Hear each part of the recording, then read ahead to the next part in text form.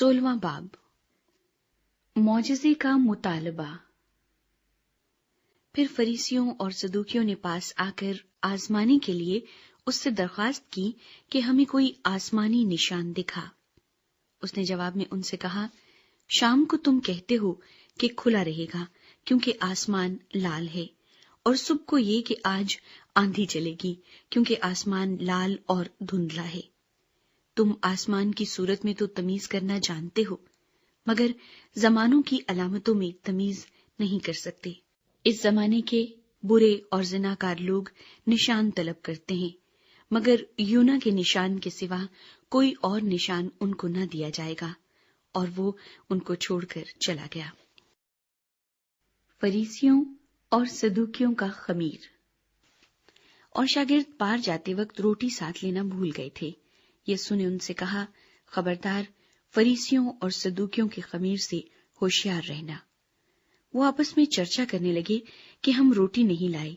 यीशु ने ये मालूम करके कहा, ऐ कम एतकादो, तुम आपस में क्यों चर्चा करते हो कि हमारे पास रोटी नहीं? क्या अब तक नहीं समझते?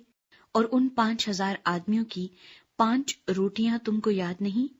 और न ये कि कितनी टोकरियां उठाई? और न उन 4000 आदमियों की 7 रोटियां?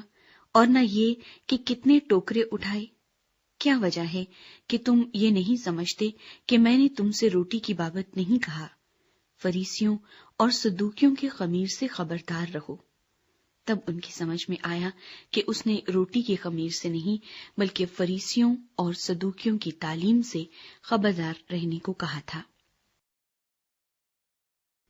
पतरस का इकरार।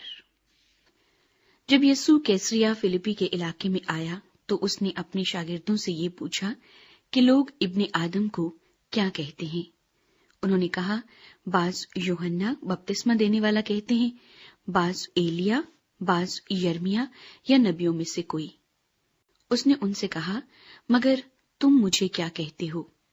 शमौन पतरस ने जवाब में कहा, तू जिंदा खुदा का बेटा मसीह है।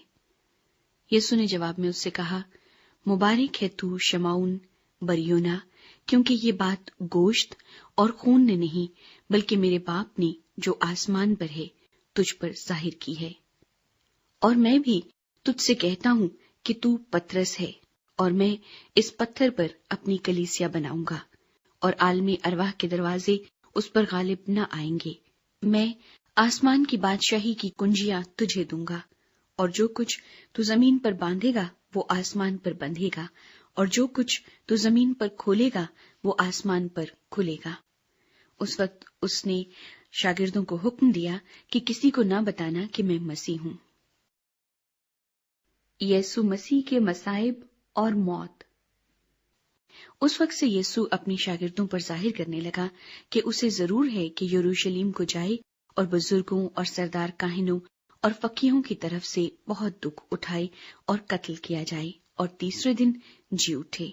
इस पर पतरस उसको अलग ले जाकर मलामत करने लगा कि ऐ खुदावंद, खुदा न करे ये तुझ पर हरगिज नहीं आने का। उसने फिर कर पतरस से कहा, ऐ शैतान, मेरे सामने से दूर हो, तू मेरे लिए ठोकर का बाइस है, क्योंकि तू खुदा की बातों का नहीं बल्कि आदमियों की बातों का ख्याल रखता है। उस वक्त यीशु ने अपने शागिर्दों से कहा कि अगर कोई मेरे पीछे आना चाहे तो अपनी खुदी का इनकार करे और अपनी सलीब उठाए और मेरे पीछे हो ले। क्योंकि जो कोई अपनी जान बचाना चाहे उसे खोएगा, और जो कोई मेरी खातिर अपनी जान खोएगा उसे पाएगा। और अगर आदमी सारी दुनिया हासिल करे और अपनी जान का नुकसान उठाए तो उसे क्या फायदा होगा? या आदमी अपनी जान के बदले क्या देगा? क्योंकि इब्ने आदम अपने बाप के जलाल में अपने फरिश्तों के साथ आएगा। उस वक्त हर एक को उसके कामों के मुताबिक बदला देगा। मैं तुमसे सच कहता हूं कि जो यहाँ खड़े हैं उनमें से बाज ऐसे हैं कि जब तक इब्ने आदम को उसकी बादशाही में आते हुए ना देख लेंगे, मौत का मजा हरगिज ना चखेंगे।